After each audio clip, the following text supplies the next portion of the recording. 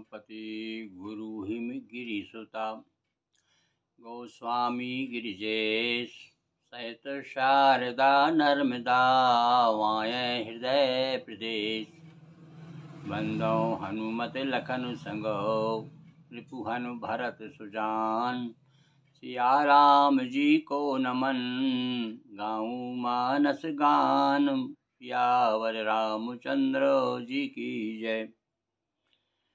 रामचरित मानस प्रेमी सज्जनों, दशरथ जी अवकाश के समय अपने पलंग पर बैठे हुए हैं और सहसा उन्होंने आईने की तरफ अपना रुख किया।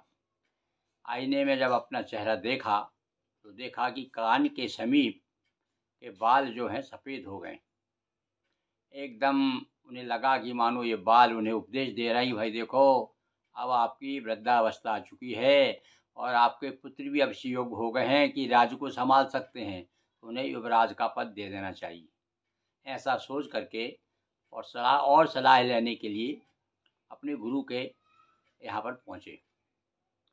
कहे भवाल सुनिए मुनि नायको भय राम सब विधि सब लायक। हाँ, आप समझ में आ गया उनके कि मेरा बेटा जो है संभाल लेगा। हमारे यहाँ भाई गांव में कहा जाता है कि यदि पिताजी की जूतियाँ बेटे को बनने लगे तो समझ लीजिए कि बेटा अब जो है सब काम संभाल लेगा।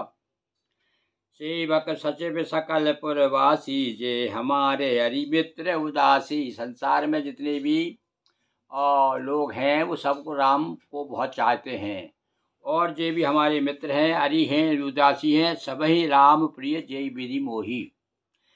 सभी को रामचंद्र वैसे प्रिय हैं जितना मैं प्यार करता हूँ, जितना मुझे स्नेह है राम के प्रति, ऐसा ही सब लोग करते हैं। प्रभु आशीष जन तन धर सोही। आपका आशीर्वाद ऐसा लग रहा है शरीर धारण करके शोभा माने। आपका आशीर्वाद राम क्या है, आपका आशीर्वाद ही है ऐसा लग रहा मुझको तो है। आपका ऐसा आशीर्वाद मिला कि देखिए राम जैसा पुत्र मिला मुझे। विप्र सहित परिवार गोसाई करऊँ छो सवेरो रहु नाई। सारे ब्राह्मण परिवार सहित आपके समान उन पर स्नेह करते हैं। अब भाई जब पहले कह दिया था उन्होंने कि हरि मित्र उदासी जितने सब कुछ है वो सब प्रेम करते हैं, तो अब इसमें ब्राह्मण भी आ गए।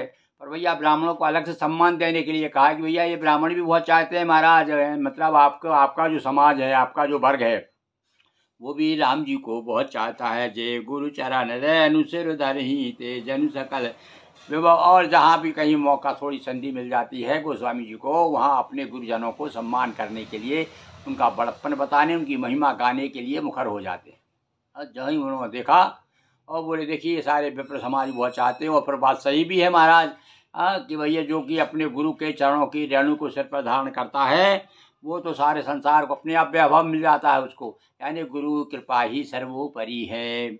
वही समय है अनुभव न दूजे सब पायो रजपा।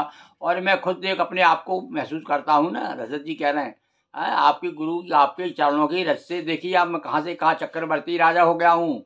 आए अपने आप को बता रहे हैं। अपने एक तरह से विनम्रता भी है और अपने गुरु के प्रति सम्मान भी है। देखिए दशरथ जी का अब अभिलाष एक मन मोरे पूजई नाथ अनुग। और अब बस आपका ही कृपा होगी भाई तभी हो सकेगा। देखिए अब इससे लगता है कि वशिष्ठ जी ने कृपा नहीं की इसलिए वनवास हो गया राम को। ये जो हम जैसे तुच्छ बुद्धि वाले लोग तो ऐसे ही सोचेंगे भाई हैं। अब ये कह रहे हैं अब आपका अनुग्रह हो जाएगा तो निश्चित रूप से मनोरथ पूर्ण हो जाएगा, ऐसा विश्वास है दशरथ जी को। किंतु वो सारा विश्वास धरा का धरा रह गया। आगे अपन देखेंगे। मुनि प्रसन्न लख सहज स्नेहु कहो राम नरे कहो नरेश रजा यश देव।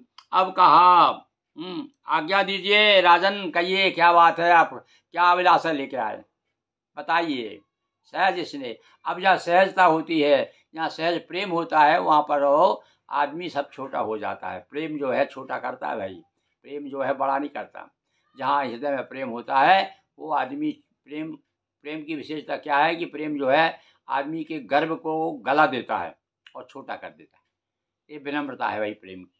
तो राजन रावर राम जसो सब अभिमत दाता। अब ये भी कब कहने में थोड़ी कसर रखते हैं भाई। अब इधर इन्हें तारीफ कर दी गुरु जी की अरे बोले महाराज आपकी कृपा के बिना तो कुछ संभव ही नहीं है और आप अनुग्रह कर दीजिए। तो राजा भी कहते हैं अरे राजन तुम संपूर्ण वस्तुओं को देने वाला है तुम्हारा यश, अब तुम कुटमणि हो फल अनुगामी मय मनी मने अभिलाष, तुम्हारी अभिलाषा तो तुम्हारे मन के अनुसार चलती है। ऐसा मन सोचता है वैसे तो हो जाता है, दिखाई देता। कई बार हमारे साथ भी होता ना, हम मन में सोचते हैं और सोचा है हमने, कहा नहीं, और जब मांगा और अपने आप सामने दिख जाता है, तब लगता है देखो भगवान ने हमारी इच्छा पूरी कर दी, ऊपर वाला सबका सुनता है। तो ऐसे ही कहते हैं महाराज आपका तो क्या है, देखिए आप मन की अभिलाषा फल का अनुगमन करती है, यानी अभिलाषा हुई कि फल प्राप्त हो गया समझ लो, अब पीछे पीछे चली जाती है अभिलाषा के साथ साथ।